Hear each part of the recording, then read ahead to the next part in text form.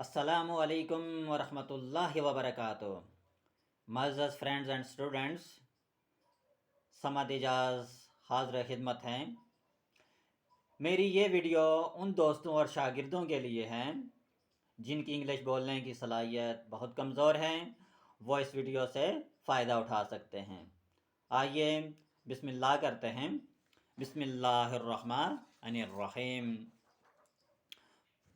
और अपने नबी पाक सल्लल्लाहु अलैहि वसल्लम पर दुरूद व सलाम भेजते हैं। अल्लाहुम्मा सल्ली अला मुहम्मदिन व आलिहि व इतरातिहि बिअदादि कुल्ली मालूम लका। बिस्मिल्लाहिर्रहमानिर्रहीम। पहला सेंटेंस है हमारे पास, यकीन रखिए। यकीन रखिए, इसकी इंग्लिश होगी rest assured. Rest assured. Second sentence है हमारे पास, फिक्र मत करो, क्या परेशान मत हो। फिक्र मत करो ये भी कह सकते हैं, या परेशान मत हो। Stop worrying. स्टॉप वरिंग, या आप कह सकते हैं डोंट वरी। स्टॉप वरिंग या डोंट वरी। बच्चों की तरह मत रो। Don't cry like children. Don't cry like children, यानी बच्चों की तरह मत रो। तुम्हें फिक्र किस बात की है, या कह सकते हैं कि तुम्हें परेशानी किस बात की है। ठीक है। What's bothering you. What's bothering you, यानी कि तुम्हें फिक्र किस बात की है।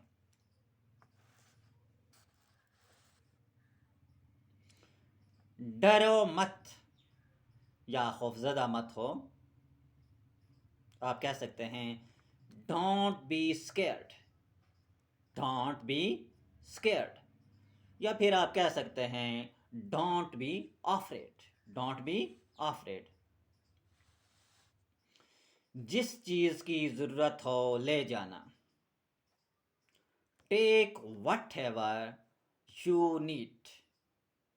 फिर मैं दोहरा देता हूं, take whatever you need. आप फजूल परेशान हो रहे हैं, या फिर आप कह सकते हैं कि आप ख्वा मख्वा परेशान हो रहे हैं, या आप फजूल परेशान हो रहे हैं। You are unnecessarily worried. You are unnecessarily worried. Next sentence है हमारे पास, कोई हर्ज नहीं या कोई बात नहीं। It doesn't matter. It doesn't matter, कोई हर्ज नहीं या कोई बात नहीं। अगले सेंटेंस की तरफ हम बढ़ते हैं।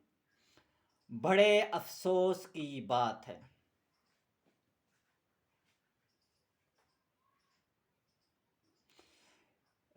अगर कोई काम आपकी तवक्को के मुताबिक ना हो तो आप ये अमूमन जुमला कहते हैं, या कोई ऐसा वैसा काम कर दे जिस पर आपको गुस्सा आ जाए तो तब ये कहा जाता है इट्स पिटी। इट्स पिटी, या आप कह सकते हैं it is very sad. It's pity, it is very sad.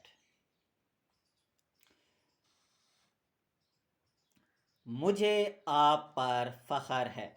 मुझे आप पर फख्र है। I am proud of you. I am proud of you, मुझे आप पर फख्र है। ये मन उस वक्त कहा जाता है जब जब आपका कोई बच्चा या आपका कोई अजीज़ कोई अच्छा काम सर अंजाम देता है तो उसकी कारकर्दगी पर आप खुश होकर कहते हैं I am proud of you.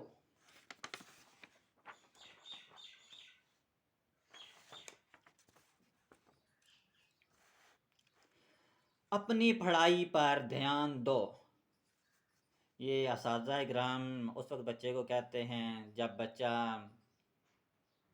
अपना काम सही तरीके से नहीं कर रहा होता या लापरवाही बरतता है, तो टीचर हजरात या वालिदैन हजरात कहते हैं अपने बच्चे को अपनी पढ़ाई पर ध्यान दो। Pay attention to your studies. Pay attention to your studies, या आप कह सकते हैं put your mind to your studies. Put your mind to your studies.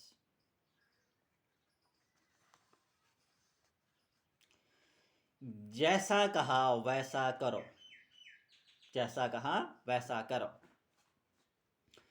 Do as you are told. Do as you are told.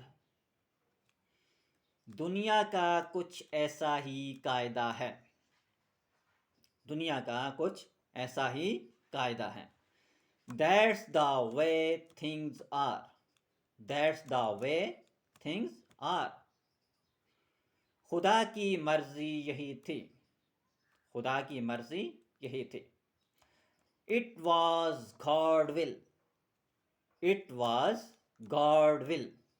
ये अमूमन sentence उस वक्त बोला जाता है जब आपका कोई अजीज़ या प्यारा किसी हादसे में या किसी बीमारी की वजह से अल्लाह को प्यारा हो जाता है, तो हम यही कहते हैं कि खुदा की मर्ज़ी यही थी, यानी कि इट वाज गॉड विल।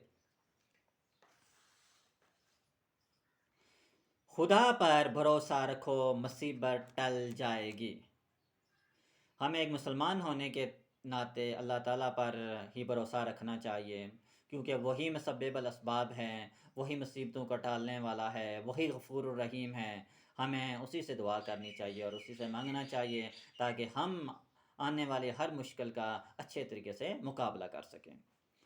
खुदा पर भरोसा रखो, मुसीबत टल जाएगी। Have faith in God, misfortune will pass away, या पास भी कह सकते हैं, पास अवे कह दें तब भी ठीक है, लेकिन मोस्टली क्या कहा जाता है, पास हो जाएगा। Have faith in God, misfortune will pass.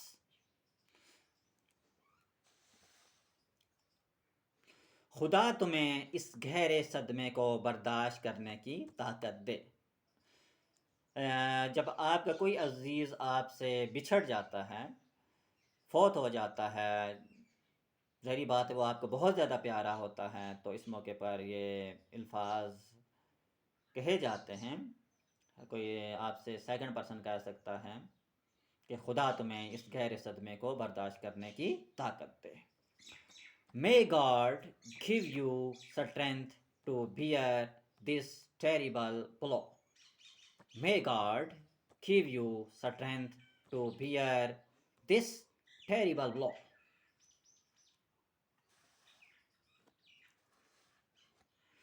हम अपना इजहार अफसोस करते हैं जब कोई इंसान इस दुनिया से रुखसत हो जाता है, तो हम उसके अज़ीरों का रब के पास जाते हैं, तो हम कहते हैं कि बड़ा अफसोस हुआ है, यानी कि हम अपने अल्फाज में ऐसे कहते हैं, हम अपना इजहार अफसोस करते हैं। We offer our condolence. We offer our condolence. इस रेज़गारी को रखो। इस रेज़गारी को रखो, यानी कि इससे मुराद ये है कि बकाया रख लो, यानी कि बकाया रख लो। जब आप किसी होटल पर जाते हैं तो आप अपने बिल की अदायगी करते हैं, यानी कि मिसाल के तौर पर आपका बिल बना है 450 रुपया, तो आप अपना बिल अदा करने के लिए उसको 500 रुपये का नोट देते हैं। तो वो जब आपको बकाया वापस करने लगता है तो आप उसको कहते हैं कि आप इस रेज़गारी को रख लो या बकाया रख लो। तो इंग्लिश में इस तरीके से आप सेंटेंस कहेंगे, keep the changes.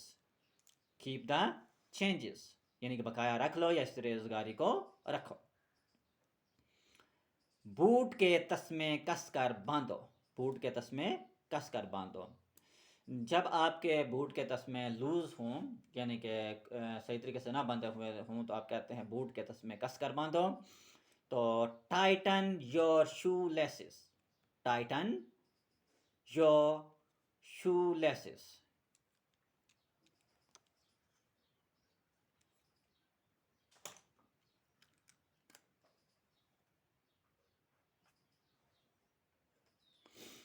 Next sentence है हमारे पास। अगले जुमले की तरफ बढ़ते हैं। अगला जुमला है आग बुझने ना देना। आग बुझने ना देना यानी कि मुराद ये है कि आग जलाए रखना। इसका सेंटेंस बनेगा keep the fire going, keep the fire going यानी कि आग बुझने ना देना। तो इसी के साथ मुझे इजाज़त दीजिएगा। अपने दुआओं में याद रखिएगा। अल्लाह हाफिज़।